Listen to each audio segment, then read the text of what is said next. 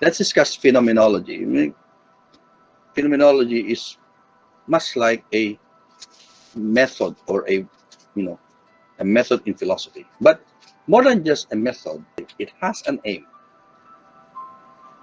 And its aim is to make philosophy a rigorous science,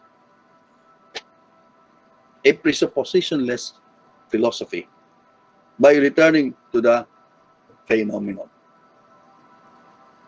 Marami yon, maraming involved doon. Number one, what is a rigorous science? Pag sinabi nating rigorous science, kailangan detalyado, di ba? Rigor means details.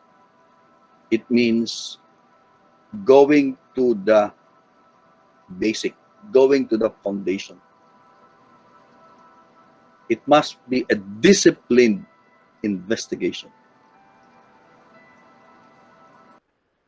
What is presuppositionless philosophy? It's actually impossible to have a presuppositionless philosophy, because at some point we have to admit some suppositions, but it must have the least supposition. It means it must not assume everything. Well, you have to, this is the debate in epistemology. Is it really possible to come up to arrive at the bottom where there is no presupposition? Well, some philosophers would say yes, some philosophers would say no, because the reason for that is you have to start at something. You don't start at nothing. You have to start at something, at some position, at some supposition. But the point of Husserl is least number of presuppositions. And how do we do that? By returning to the phenomenon. And what is this phenomenon? To the thing that shows itself. The thing that shows itself.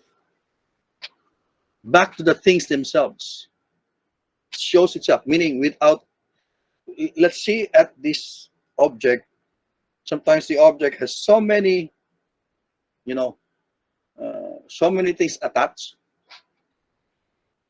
Like for example, you eat a cake. First, you see the decorations. Then you have the icings. Move the icings. Then you see the cake. That would be the phenomenon of the cake. But how do we do that? We have to follow the phenomenological method, which consists, in the first place, of bracketing, a term that Husserl borrowed from mathematics, to bracket, or suspending our biases towards the object. Because those biases attached to the object hinder us from seeing the object itself. So when we bracket those biases, and to bracket does not mean to say they're wrong, but simply to suspend them, hold them in abeyance, so that the real phenomenon would come out. Okay. So Husserl, of course, we know, the main proponent of this philosophy, was a mathematician. And not just a mathematician, he was also into psychologism or psychology.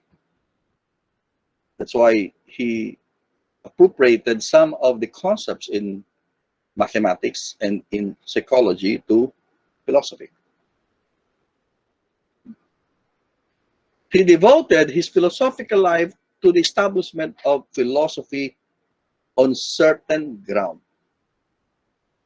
Because when you do rigorous science, when you remove all the biases, the presuppositions, you will arrive at the very foundation. And there you can establish philosophy on certain ground. So he's doing what Descartes did. But not only Descartes, although his inspiration was Descartes, was also doing what Jean Locke did,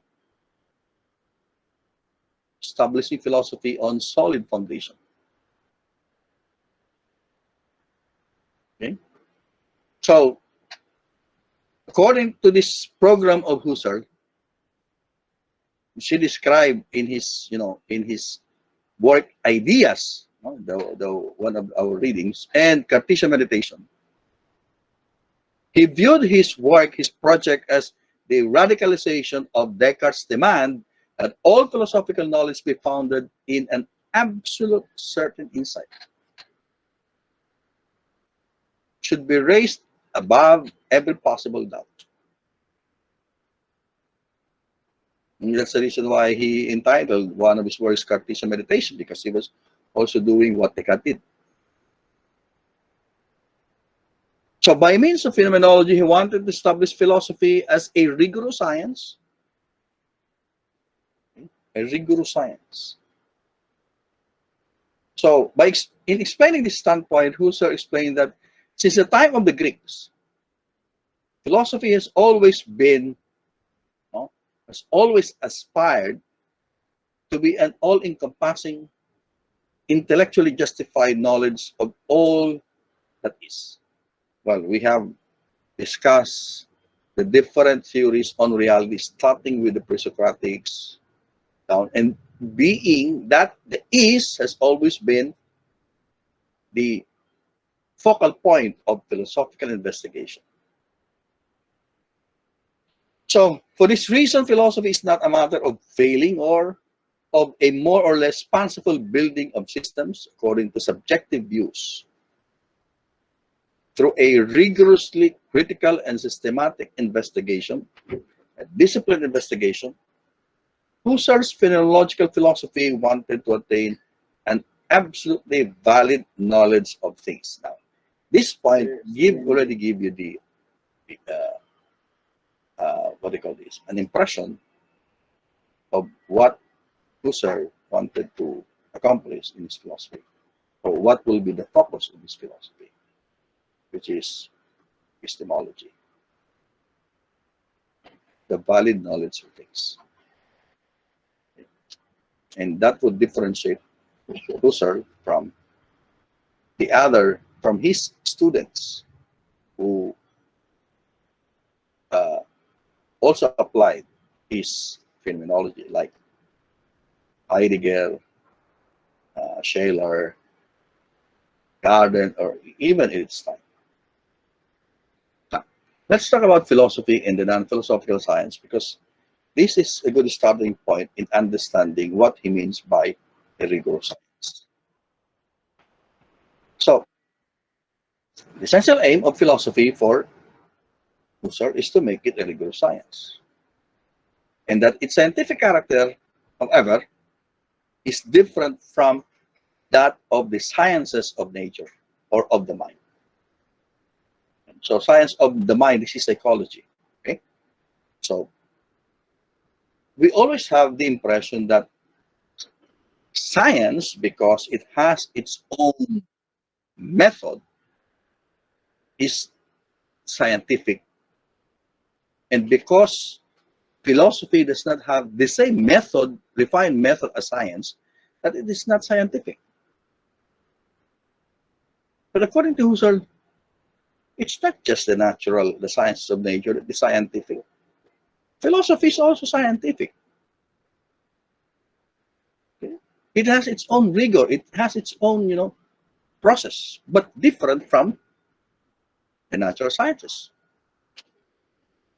So according to Husserl, it would appear that because the sciences have at their disposal this elaborate method or refined systems of method, and philosophy does not have this refined, elaborate method. So for the ordinary observer, it would appear that science is scientific and philosophy is not scientific or less scientific. But Husserl observed that this scientific science or non-philosophical sciences They are the ones who actually start from a complex presuppositions and assumptions which these sciences have not clarified themselves. So they're actually the ones working with a lot of presuppositions or assumptions that they have not clarified themselves. Now, Husserl does not want to go in that direction. He wanted philosophy not to leave anything behind and solve. Pretty much like what Descartes and even John Locke did. They don't want to leave any stone unturned in order to establish philosophy on solid, certain foundation. So we have to reduce everything to primary presuppositions. And so there is a propositions after all. It's not really an absolutely presuppositionless philosophy, but there is a primary presuppositions. And these are presuppositions that do not need to be clarified because they are in themselves self-evident. So as I've said a while ago, you have to start at something. So in this sense, philosophy can be regarded as the science of ultimate grounds because it starts with the primary presuppositions. So it is clear then that the distinction between philosophy and the other sciences lies in the fact that the non-philosophical sciences flow from the natural standpoint, while philosophy is based on an entirely different grounds of a different attitude of mind, which at this point we just call the phenomenological attitude. But before we go into the phenomenological attitude, let's start with the natural standpoint or natural attitude. So, according to Husserl, the term natural attitude refers to the predominant attitude of the other sciences. What is this natural attitude? In this natural attitude, according to Husserl, we turn our perceptions and thinking entirely towards things. Things. We turn our attention, our knowledge toward things. So it constitutes in observing things, in observing and expressing their relationships, their workings, their manifestations, first in singular judgment, and then from different judgments, we come up with universal judgments, and then by the process of either induction or deduction, we arrive at concrete results. Okay, so pretty much what a description of how science conducts its business. All right, so we observe, we record our observation, how they work, their manifestations, and then we make specific judgments. And then from this specific singular judgment, we come up with a universal judgment about them. And then we can come up with results, with conclusion. Right? But what is wrong with that? For Husserl, what is wrong with that is that the natural attitude looks at reality just as things, as objects. It regards reality as fragmented. It is fixed. It is precise. It can be manipulated. In other words, it looks at the world as simply a fact world of facts. I mentioned a while about positivism, right? Naturalism, etc. That's precisely the work of the sciences to consider reality as facts, world of facts. And according to Husserl, it is through this way that science made progress. But it assumes that the world and objects are out there, existing, can be explained in terms of objective laws. They can be manipulated, they can be categorized, they can be validated, etc. Of course, you're going to say, well, what's wrong with that? All right. Now, taking the cue from Descartes, Husserl developed his phenomenology as the ultimate search for the foundation of human condition, ultimate ground of philosophy.